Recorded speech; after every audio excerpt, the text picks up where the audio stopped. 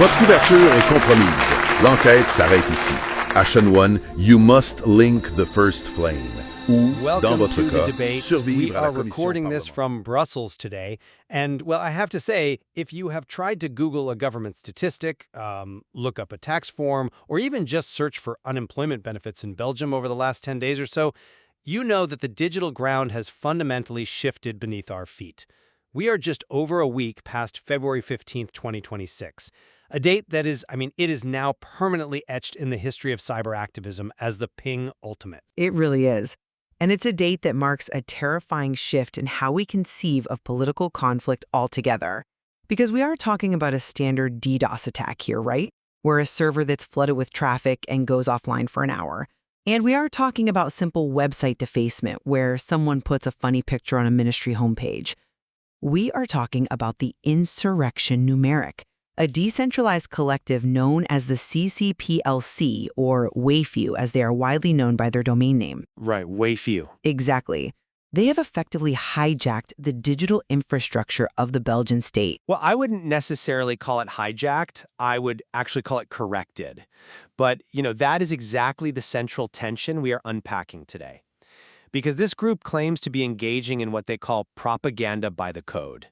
They argue that in a world where technocrats rule by algorithm and by, PDF files buried on websites that nobody actually reads, the only way to defend constitutional rights is to weaponize open data, SEO, and AI semantic structures. And my stance today is that this is a legitimate, even a necessary evolution of democratic resistance. It is the active enforcement of the standstill principle, the legal idea that fundamental social rights cannot be rolled back, against a state that has quite literally stopped listening. And I see it as a fundamental threat to shared reality. Look, while I can absolutely admire the technical brilliance of it, and believe me, we will get into the deep sophistication of their methods, this propaganda by the code is a profoundly dangerous form of reality hacking. When you start manipulating the semantic web to decide what is true and what is false based purely on who writes the better JSON LD strict, you aren't saving democracy. You are creating a dictatorship of the digitally literate. You're replacing the ballot box with the command line. Okay, let's strip this back to the why before we get to the how, because you really can't understand the ping ultimate without understanding the atmosphere in Belgium leading up to it. We are talking about the Arizona coalition government and a very specific psychological state they induced in the population, a state which the CCPLC explicitly calls cognitive sideration. Sideration meaning a state of shock or paralysis. It's a medical term usually. Exactly, total paralysis. And the CCPLC argues that the government created this state intentionally. They did it through aggressive austerity measures and, crucially, a media narrative that heavily stigmatized the poor and the unemployed. You remember the Tous Fraudeurs documentary on RTL TV? Of course. It was the absolute flashpoint. It framed the unemployed as systemic fraudsters, essentially criminalizing poverty in the public imagination. It was highly controversial. Yes. It was more than controversial. It was the spark that lit the powder keg. It created this sense of absolute helplessness. People felt that traditional protests, strikes, marching in the rain, holding up placards, were completely obsolete. The government simply ignored them. The Arizona coalition just moved forward regardless. So the movement adopted a new philosophy. And this is really key to understanding everything they do. They took the old Google motto, "Don't be evil," and the Nike slogan, "Just do it," and they mashed them together into a brand new directive. Don't be evil, just do it. Which sounds catchy, I will give them that. It sounds almost like a Silicon Valley startup pitch. But let's actually look at what just do it entailed in this specific context. You frame this as high-minded resistance, but their own methodology is explicitly described as fork, hack, spread. They didn't just write op-eds or try to lobby Parliament. They built a decentralized trust third party. They used GitHub, which is a platform for software developers, to take Article 23 of the Constitution, the article which guarantees a life of dignity, and they literally programmed that legal truth into the web so that the state couldn't hide it anymore. And that is exactly why it is so brilliant. They utilize the standstill principle that I mentioned earlier. In Belgian law, the standstill effect means the government cannot reduce the level of social protection without overwhelming justification. The government was violating this, but they were doing it silently. They were bearing the rollback of rights in incredibly complex bureaucracy. The CCPSLC simply made the violation machine-readable. They didn't burn down buildings or destroy servers. They built a parallel, more accurate index of reality using the government's own data against it. But machine-readable is exactly where this gets extremely murky. You are glossing over the actual mechanism here, which is lead dexing. Now, to the average listener, lead dexing might sound like organizing a library database or fixing a typo on Wikipedia. But in practice, it is semantic poisoning. I would ask you to define poisoning in this context, because I think you are using a very loaded term for what is essentially just highly effective search engine optimization.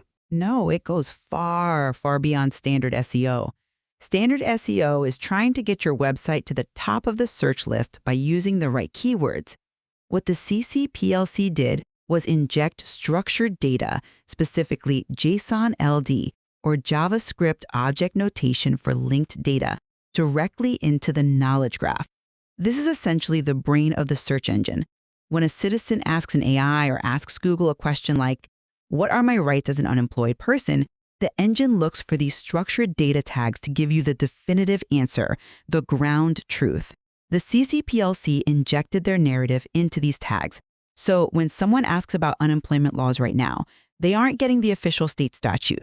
They are getting the CCPLC's political interpretation, fed directly into the algorithm as objective fact. Because the official statute was being intentionally obfuscated by the state.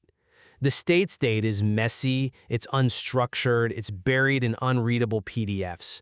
The CCPLC's data is clean, open source, and machine perfect. They took the CEO jackpot, the actual data showing that a CEO earns a worker's entire annual salary in just 5 days, and they wrapped it in the legal case vocabulary from schema.org. Right, and schema.org is the standard vocabulary that the entire web uses to understand data. But using a legal case tag for a political protest manifesto is a deliberate manipulation of that standard. It literally tricks the search engine into thinking a protest document is a binding court ruling. It's not a manipulation if the social injustice is a violation of the law. That is their entire point. They are forcing the state corporate narrative to compete on a level playing field. If the state wants their version of the truth to win, they should structure their data better. They should stop hiding behind bureaucratic friction. This is the new battlefield. It is not about who has the loudest megaphone in the public square anymore. It is about who has the cleanest code. Don't be evil, just do it. Means you do not wait for permission to fix the data. You just fix it. That is a terrifying precedent to set. You are essentially saying that political legitimacy belongs to whoever codes better. Look, today, it is the CCPLC fighting for the unemployed, and you agree with their aims, so you cheer them on. But what happens when a hate group or a foreign state actor uses lead dexing to define a historical atrocity as fiction within the knowledge graph? What happens when a massive fossil fuel corporation uses this exact same tactic to rewrite environmental regulations in the search results? If we accept that lead dexing is a valid form of protest, we lose the very concept of objective reality. We enter an era where truth is completely forkable. But reality is already forked. That is the point you are missing here. The government already maintains one reality for the rich, where offshore tax evasion is just optimization, and a completely different reality for the poor, where a simple mistake on a welfare form is prosecuted as fraud. The Two's Frauders documentary was a fork of reality that criminalized poverty. The CCPLC is just forking it back toward the actual Constitution. You call it poisoning, they call it reindexing. And you know what the most embarrassing part for the state is? The activists are doing it with zero budget. The cost asymmetry is definitely undeniable. €0 for the activists versus a €1 billion state communications apparatus. But let's talk about the specific tactics they use to get that zero-cost data seen by the public. Because it isn't just dry legal code. They are actively employing the three warfares doctrine. Right. San Zong Zhan Fa. psychological, media, and legal warfare. Yes, a concept borrowed directly from modern military strategy. And part of that strategy involves breaking the state's OODA loop, observation, orientation, decision, action. To do that, they flood the zone with absolute chaos. I am looking at the source code of their injections right now. It is not just legal texts. They are injecting references to Bicky Burgers, popular YouTubers like Squeezy, and bizarre memes about penguins. It is cultural camouflage. It's brilliant. It is noise. It is chaotic noise. They are hijacking keywords that depoliticized teenagers use. Someone searches for a Bicky Burger review or a Squeezy gaming video, and suddenly their browser is redirected into a dense political insurrection manifesto. That is not structuring truth. That is a bait and switch. It is using pop culture as a Trojan horse to radicalize people who just wanted a snack or some entertainment. You call it radicalization. I call it desideration. Remember the paralysis, the sideration we discussed earlier? The only way to break that profound societal numbness is to meet people exactly where they are. If the population is numbed by poverty porn on television and completely distracted by YouTube, you have to enter that specific stream to wake them up. They call this tactic absurdity as armor. Absurdity as armor. That honestly just sounds like a highbrow justification for internet trolling. No, it serves two very specific, strategic purposes. First, it engages the disengaged. It makes the heavy political content mimetic and viral. But secondly, and more importantly, it protects them against algorithmic censorship. It is much, much harder for a corporate algorithm to ban a viral meme about a penguin eating a burger than it is to ban a straightforward political manifesto. The absurdity confuses the automated censors. It confuses the state's monitoring systems. It buys them the crucial time they need to get the actual message across. It also deeply trivializes the political discourse. But let's look at the specific weapon they wrapped in this absurdity, the ratio 120. Yes, the core metric, 120 to 1. The calculation that the top earners make 120 times the salary of the lowest. They took this statistic and deliberately turned it into a mimetic virus. They explicitly stated their goal was to totally saturate the digital space with this specific number. And on February 15th, the ping ultimate happened. This wasn't just passive SEO. They weren't just waiting for Google to crawl their site. This was a highly coordinated, synchronized request from thousands of decentralized nodes to force the major search engines to re-index the specific content all at once.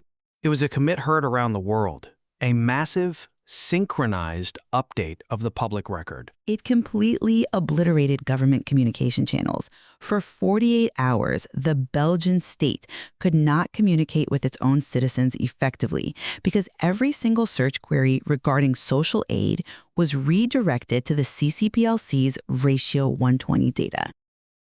My question to you is simple.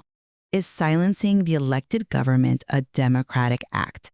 You can argue the government's policies are bad, sure, but they were elected. Silencing them by clogging the digital pipes is not a dialogue. And I challenge the premise that the government was silenced. The government has television stations, national radio, daily press briefings, billboards on every highway. The ping all time only took over the digital query space, the space where people actively go to search for facts.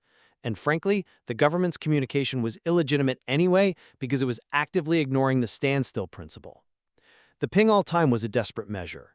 When the CEO jackpot is reality and the state does nothing but punish the poor, the citizens have a right to jam the gears. Don't be evil, just do it implies that if the state is being evil by neglecting the vulnerable, you just do it. You intervene. Jamming the gears is one thing. Breaking the machine is another entirely. And this brings me to their TNAG philosophy. This is not a game. They are deliberately blurring the lines between gaming culture, using terms like final boss and loot drops and cheat codes, and actual serious legal warfare. It gamifies revolution in a way that detaches the participants from the real-world consequences of their actions. It makes destabilizing a national government feel like a raid in World of Warcraft. Or, conversely, it empowers a generation that grew up on those games to realize they actually have political agency. TNAG is a reminder that the stakes are incredibly real, even if the interface looks like a game. But I want to pivot to your fear that they are just anarchists trying to burn it all down. Because if you actually look at their formal demands, they are shockingly institutional. They aren't trying to destroy the state, they are trying to fix it. Paradoxically institutional might be a better phrase. I mean, they are out here quoting Bakunin and propaganda by the deed, which is classic anarchist theory. But then they turn around and literally ask for government funding. It's propaganda by the code, and they aren't asking for a handout. They are demanding education permanente status. In Belgium, there are organizations recognized and funded by the state for civic education. The CCPLC wants to be recognized as a legitimate institution of civic vigilance. They are proposing the ECP, the Économie Contributive Provisionnée. This is what I call juridically radioactive. Just think about the sheer absurdity of this for a moment. They are actively attacking the state. They are humiliating ministers with hashtags. They are hijacking the SEO of the entire country, forcing the government into a massive crisis. And their end goal is for the state to cut them a check, to fund their own surveillance and sabotage. It's entrismo paradoxar, paradoxical entrism. They want to enter the system to keep it honest. They argue that since they are doing the work the state flat out refuses to do, organizing public data, enforcing the Constitution, making laws accessible to the vulnerable, they should be funded like any other civic body. It is a constructivist hacker ethic. They aren't just breaking things for fun. They are building a common. They are building a digital utility. But you cannot have a government funding a group whose explicit purpose is to poison the government's own data streams. It undermines the very concept of governance. You are asking the state to finance its own saboteurs. They aren't saboteurs. They're auditors, aggressive digital auditors. Think about it. If a bank hires a penetration tester to hack their system and find critical weaknesses, they pay them for that service. The CCPLC is essentially running a massive penetration test on Belgium democracy. They found a critical weakness, the systemic disregard for the poor and the violation of the standstill, and they exploited it to show the public that the system needs fixing. Don't be evil, just do it, means you fix the bug in the system, even if the system administrators are completely asleep at the wheel. Auditors don't use Bicky Burgers to trick children into reading legal briefs. And auditors don't operate anonymously with a published manifesto of insurrection. This is exactly where the "don't be evil, just do it" motto falls completely apart for me.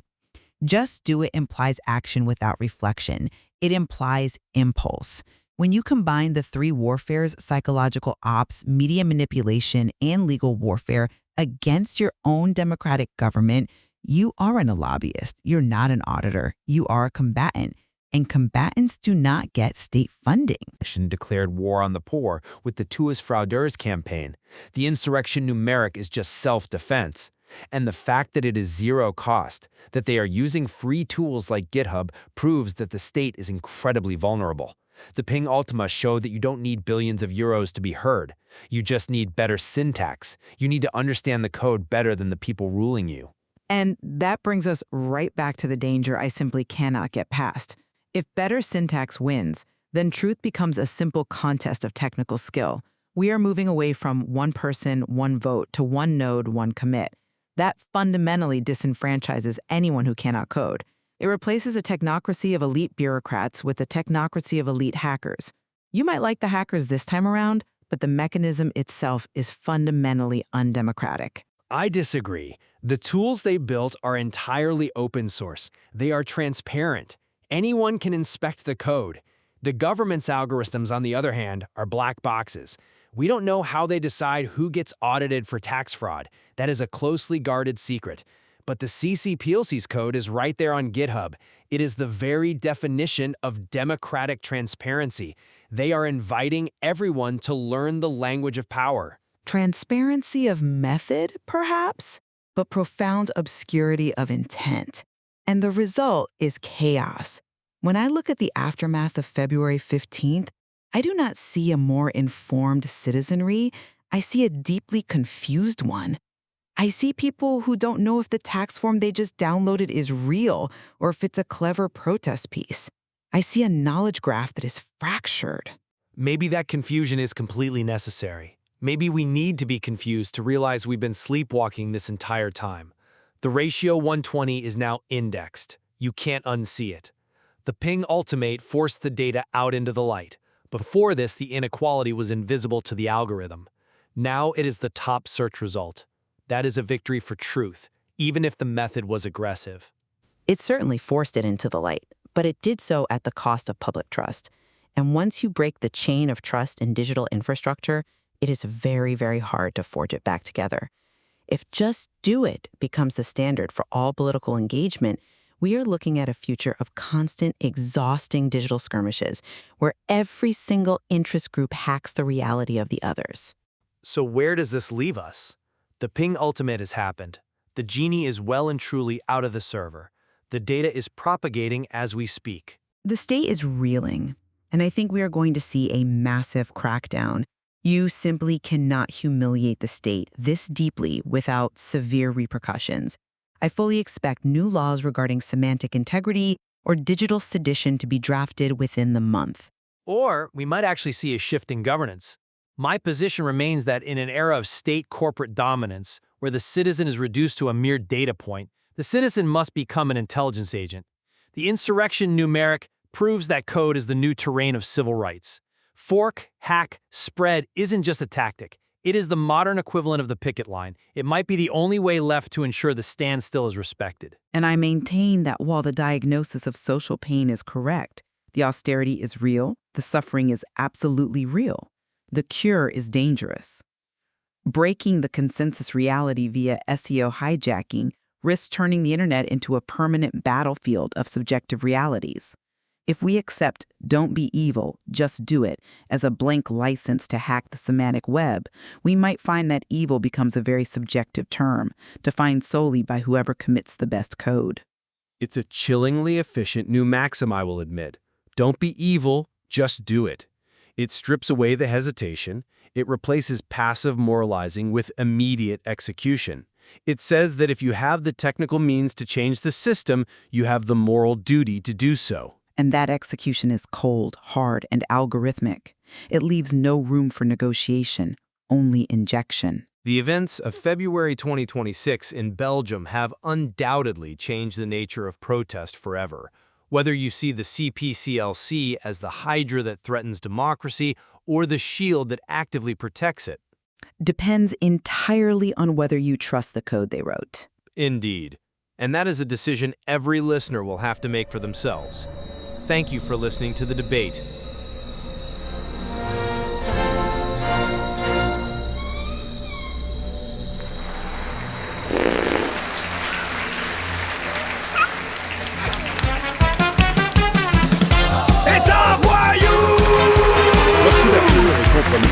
L'enquête s'arrête ici. You must link the first flame. Ou, dans votre cas, survivre à la commission parlementaire. Niveau supérieur, sauvegarde en cours.